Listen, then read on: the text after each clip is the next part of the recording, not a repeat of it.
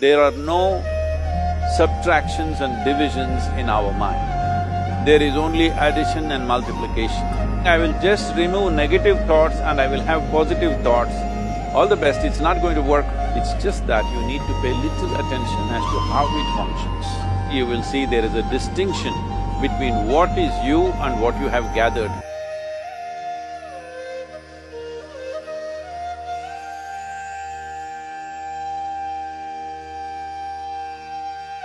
Well, see the way the question is asked and also the way normally it's addressed is, people think there is something called as negative thought and positive thought. They want to remove the negative thoughts and have only positive thoughts. For such people, I would ask them to just experiment for 10-15 seconds. Let them forcefully remove one thought from their mind. For example, next 10 seconds, just don't think of a monkey.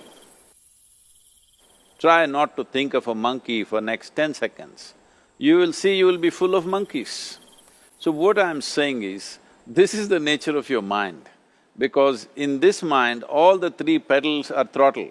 There is no brake, there is no clutch. Whatever you touch, it will only go faster. In this kind of mind, people have been taught from moral teachers and religious teachers, do not think about bad things. Well, since then it's been a full-time job. So there is no way you can handle the mind like this. This doesn't need any great enlightenment. If you spend 2 minutes with your eyes closed, you will realize you cannot do anything forcefully with this mind. So, I want to remove negative thoughts. Do not ever go in this direction, because what you want to remove will become your quality. Always you will be on it. So what should I do? The thing is this, without understanding the fundamental mechanism of this mind, because our mind, human mind, is the most sophisticated computer on the planet. Even all the supercomputers have come out of this. When this is the case, is it not important that we understand the mechanics of how it functions? One simplistic aspect of how it functions is, there are no subtractions and divisions in our mind. There is only addition and multiplication. If you try to do something with it, it will say one more. If you try hard, it will multiply into many more. In this mind, you don't try to identify what is positive, what is negative and try to remove it. First of all, one needs to understand, this mind of yours, this body of yours is supposed to serve you. The life that you are is important. Body and mind are vehicles that must serve us. If you sit in a vehicle, it must go where you want to go. If it goes to its own destination, what is the point of such a vehicle? It's just a nuisance. Right now, most human beings are unfortunately experiencing this fantastic possibility of human mind as a nuisance, as a troublesome thing. Well, this is the most beautiful thing you have. It's just that you need to pay little attention as to how it functions.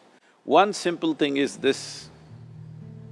First and foremost process is, that's why we put out this process called Isha Kriya. This is to distance yourself from your physiological and psychological process. There is something called as you which exists. This is not a composite of all your thoughts and emotions and physiological processes. Beyond that, there is you. If you close your eyes, even if you cannot see anything, you're still there. It is through the window of your eyes that you're looking out, but if you close your eyes, it doesn't mean that you don't exist, you still exist. So beyond your thought, you still exist, beyond your emotion, you still exist. So that you, the life that you are, this has to come into your experience. Why is it that you're not allowing that to come into your experience, which is the most significant aspect of who you are? Who you are right now, the most significant aspect is, you and me are alive right now, this is it. What I'm thinking, what you're thinking is not the important thing. We are alive right now, that is the important thing. So, it is important that you focus on this fundamental sense of aliveness within you, and then you will see there is a natural distance between you and your thought process.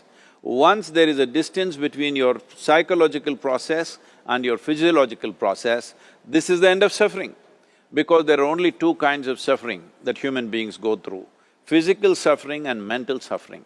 Once you create a little space between you and your mind, between you and your body, this is the end of suffering. This is something every human being has to experience and know, otherwise thinking I will just remove negative thoughts and I will have positive thoughts, all the best, it's not going to work 100%, it's not going to work because nobody can remove it, they can avoid it for some time. So when negative thoughts come, you say Ram Ram, Shiva Shiva, whatever you want, but this is just avoiding, it's not gone. The moment you stop that, it will pop back with great force, otherwise it'll come back in your dreams. So it's very important, first of all you need to understand your anger, your resentment, your fear, your anxieties, the negativity that you generate. Generally resentment, anger, it is always directed towards somebody. But we need to understand this is poisons that we are drinking and expecting somebody else to die. Fortunately, life doesn't work like that. If I drink poison, I die. If I drink poison, you don't die. So, we need to understand this. When I say poison, today you can have yourself chemically analyzed. Right now, what is your blood work, what it says? 5 minutes of intense anger, check your blood work and see, there will be lots of negative elements in it, literally you're poisoning yourself. So, do you want to poison yourself? Definitely not. Now the very question is coming from certain helplessness, what shall I do? Don't do anything, just sit back and just concern yourself with something which is a life process. Maybe your heartbeat, maybe your breath, maybe just the sensation of being alive. Depending upon how sensitive or how perceptive you are, accordingly, find something. It could be a sensation in the body, it could be breath, it could be heartbeat, it could be anything, something which indicates life to you. Just pay attention to that for some time. Slowly you will see there is a distinction between what is you and what you have gathered, which includes both your physiological and psychological possibility or mess, whatever you made out of it.